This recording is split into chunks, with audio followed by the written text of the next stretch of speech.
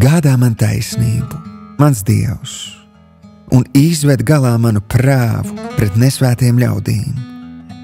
No viltus ļaudīm un ļauna darītājiem izglāb mani kungs.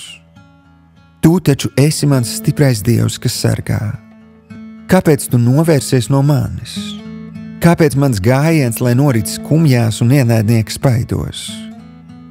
Sūti savu gaismu un savu patiesību, ka tās mani vada, ka tās mani aizved tavā svētajā kalnā, tavos dzīvokļos. Ak, kaut es tur nokļūtu pie Dieva altāra, pie Dieva, kas man piešķir prieka pilnu sajūsmu.